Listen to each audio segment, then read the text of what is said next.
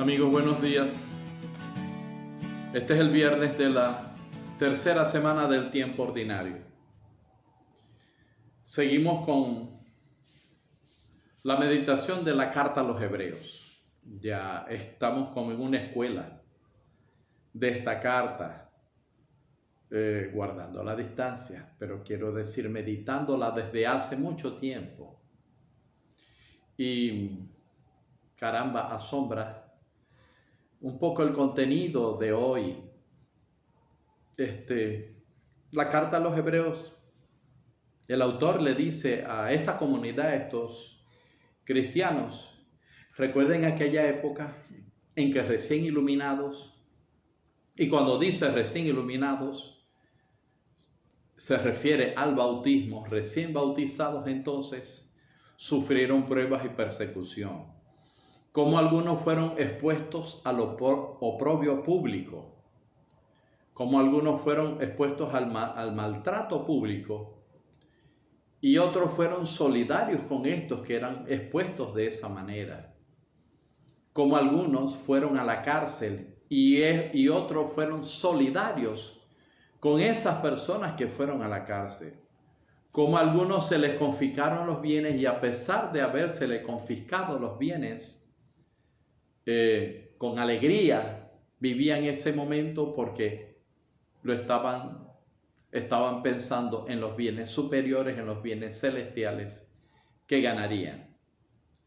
Pero bueno, dice el autor, recuerden ese tiempo de tanto sufrimiento y ahora no pierdan la fe. Ahora sigan apoyados y teniendo fortaleza. Les hace falta tener paciencia para soportar este momento duro. Pero hace alusión a un pasaje del Antiguo Testamento cuando el profeta dice, el justo vivirá por la fe.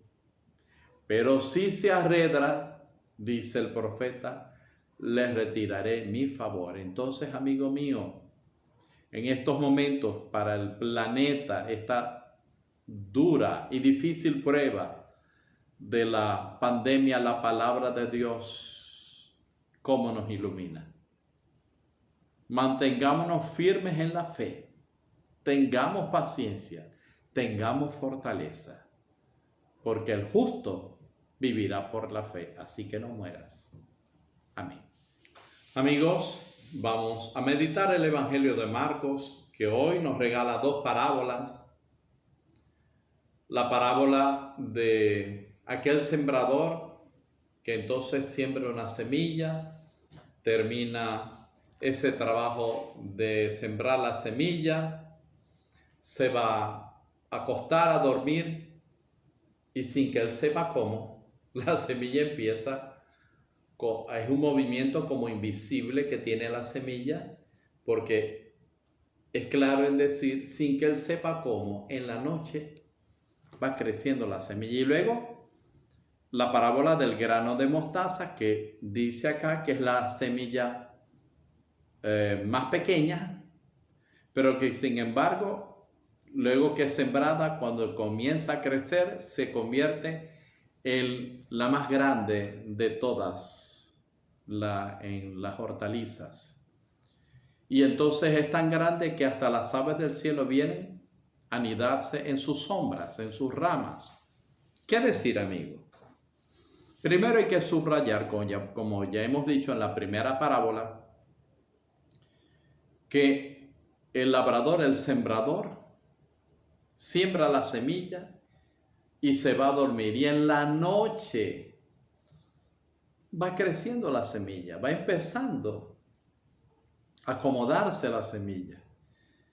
Y sin que él sepa cómo aparece el tallo, la hoja, el fruto, la raíz, todo va apareciendo. Y en el momento de la siega, pues, cuando ya el grano está listo, pues se recoge.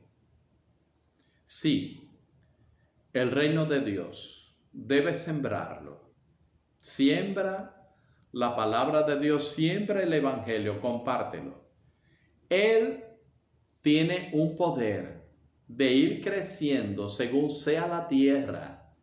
de cada persona a quien le estás llevando el Evangelio, sin que tú sepas cómo, porque es un movimiento invisible. Eso va a dar resultados algún día, los resultados que tú menos crees. Me llama la atención cuando dice que en la noche, sí, en el momento en que es sometida también a prueba la fe, en la noche ella va a ir creciendo. Y el segundo momento, el grano de mostaza, la otra parábola, pues siendo la más pequeña, la más insignificante, se convierte en la más grande de todas. Y ese es el reino de los cielos. Por eso predica el Evangelio. Podrá parecer insignificante lo que estás haciendo por trabajar por el reino de los cielos, por catequizar quizás a niños, pero después eso va a ser lo más grande. Y dice el Evangelio que hasta las aves del cielo vendrá gente y se apoyará en nosotros. Y después se irá como los pájaros que van y vienen. No importa. No importa, porque para eso es el reino de los cielos y para eso somos nosotros, los cristianos, sus servidores. Así que anímate. Anímate. Aunque te parezca muy poco lo que estás haciendo, sigue hablando, sigue sembrando, sigue orando, sigue trabajando por el reino, sigue haciendo el bien. El movimiento es invisible. El Evangelio tiene un poder en sí mismo que no comprendes. Él irá creciendo. Dios te bendiga. En el nombre del Padre, y del Hijo, y del Espíritu Santo.